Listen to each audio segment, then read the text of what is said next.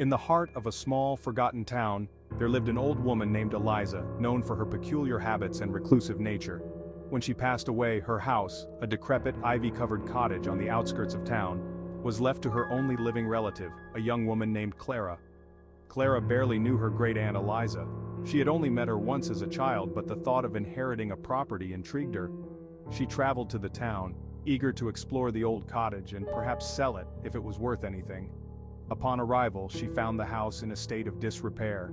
The walls were crumbling, the roof was sagging, and the windows were clouded with dust.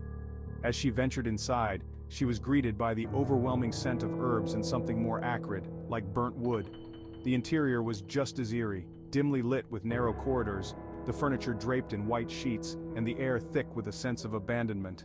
As Clara explored, she stumbled upon a small hidden door in the back of the house. It creaked open to reveal a set of narrow, winding stairs leading down into a dark basement.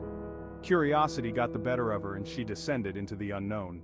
With a flashlight in hand, Clara navigated the dusty basement, discovering old artifacts and remnants of a life long forgotten.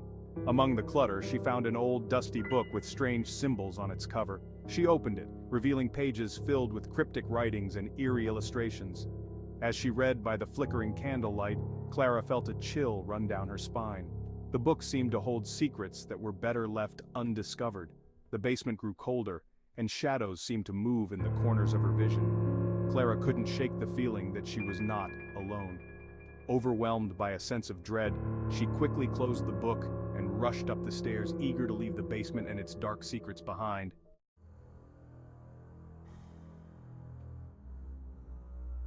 The basement was like a different world altogether. It was cluttered with strange objects, shelves lined with jars of preserved animal parts, bundles of dried herbs hanging from the ceiling, and an assortment of ancient books with titles she couldn't read. But in the center of the room stood the most striking object of all, a large, blackened cauldron. The cauldron was massive, made of iron with intricate runes carved along its surface. It sat atop a cold stone hearth, surrounded by a circle of candles that had long since melted into puddles of wax. As Clara approached, she noticed a worn, leather-bound book resting on a nearby table. The book was covered in dust, but the title, Elixirs of the Dark Arts, was clearly visible. Intrigued, Clara opened the book. Inside, she found page after page of strange, handwritten recipes. One, in particular, caught her eye, a recipe titled, The Draught of Eternal Agony. The description was chilling, a potion that, when administered, brings excruciating pain to the victim, both physical and mental, until they beg for death.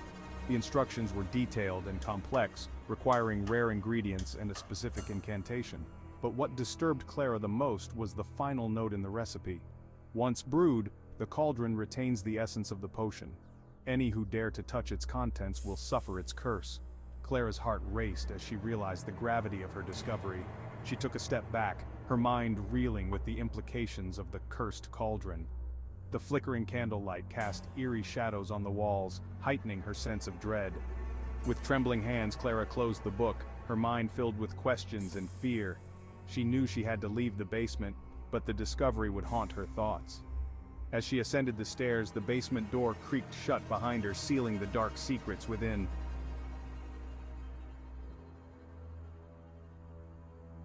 Clara was both horrified and fascinated.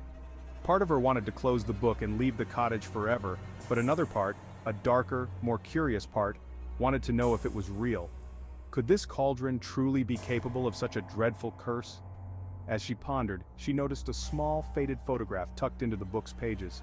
It was of her great-aunt Eliza, standing beside the very cauldron in this very basement. Her expression was stern, and her eyes seemed to bore into Clara's soul, as if warning her from beyond the grave. Ignoring the unease growing in her stomach, Clara set the book aside and approached the cauldron. She hesitated for a moment before reaching out to touch its cold, iron surface. The moment her fingers made contact, a jolt of pain shot through her arm and she recoiled in shock. The pain was brief but intense, leaving her hand trembling. It was real. The cauldron was cursed. Clara's fear was now mixed with a strange determination. She flipped through the book, searching for answers, for a way to break the curse. The pages were filled with cryptic notes and ancient symbols. Suddenly she realized the key to the curse might be hidden in these very pages. Taking a deep breath, Clara steeled herself for what was to come. She knew she had to face the darkness head-on, no matter the cost.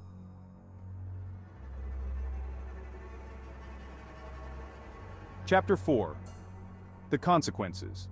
Determined to understand more, Clara spent the next few days researching her great-aunt's life. She discovered that Eliza had been feared by the townsfolk, rumored to be a witch who dabbled in dark magic. People had gone missing over the years, and some believed Eliza was responsible. The cauldron, it seemed, was the source of her power, a tool of unimaginable torment. Clara's curiosity began to morph into obsession. She couldn't stop thinking about the cauldron and the power it held. What if she could harness that power? What if she could use it to her advantage to get revenge on those who had wronged her in the past? Late one night, driven by a mixture of desperation and temptation, Clara decided to try the recipe. She gathered the ingredients, some of which were already in the basement, others she had to procure from the nearby woods. As she brewed the potion, the air grew thick with the smell of sulfur and decay.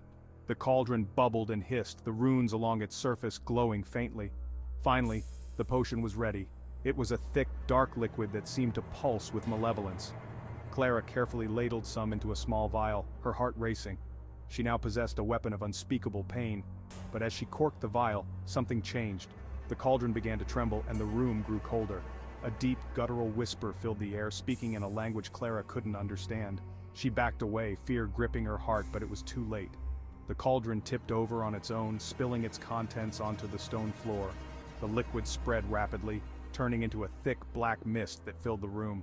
Clara tried to flee, but the mist enveloped her, seeping into her skin, her eyes, her lungs. The pain that followed was beyond anything she could have imagined. She writhed on the floor, the dark mist swirling around her, tightening its grip. Her eyes turned black and a scream of pure agony escaped her lips. The room shook violently, objects falling off shelves, as if the house itself was reacting to her torment. Clara's body convulsed, dark energy crackling around her as the cauldron's power consumed her. The cauldron glowed ominously, dark energy swirling around it as if feeding off her suffering. Finally, her body went limp, the dark mist dissipating, leaving her lifeless on the cold stone floor. The cauldron, now silent and still, stood as a grim reminder of the consequences of tampering with dark forces.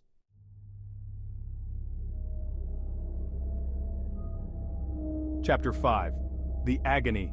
Clara's screams echoed through the cottage as the mist invaded her mind and body. Every nerve felt like it was on fire, every thought was twisted into a nightmare. The pain was both physical and psychological, a torment that seemed to have no end. She clawed at her skin, trying to escape the agony, but there was no escape. The cauldron had claimed her, just as it had claimed others before her. As she writhed on the cold stone floor, she realized too late the true nature of the cauldron's curse.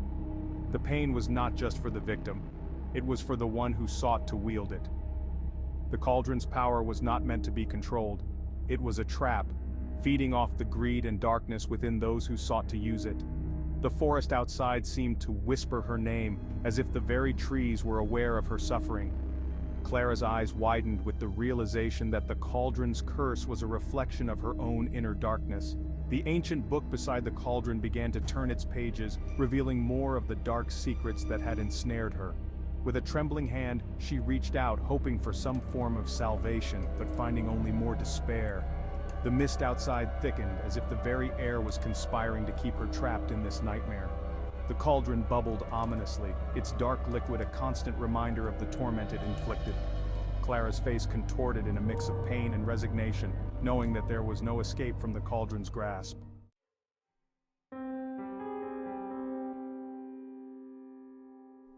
Epilogue. The New Keeper. Days later, a neighbor, concerned by the silence from the cottage, went to check on Clara. They found the house in disarray, the basement door ajar. Descending into the darkness, they were met with a sight that would haunt them for the rest of their life. Clara's lifeless body, twisted in a final moment of agony, lying beside the cauldron. The cauldron sat silently, its surface cold and unyielding. The runes had faded, and the black mist was gone, but the curse remained. The town sealed the basement, hoping to bury the evil within, but the cauldron waits patiently in the dark, ready to lure the next soul who dares to seek its power. Its power is ancient, its hunger insatiable, and it knows that one day, someone will come. Someone will be drawn to its promise of power, unaware of the torment that awaits. And when that day comes, the cauldron will be ready, as it always has been, to claim its new keeper.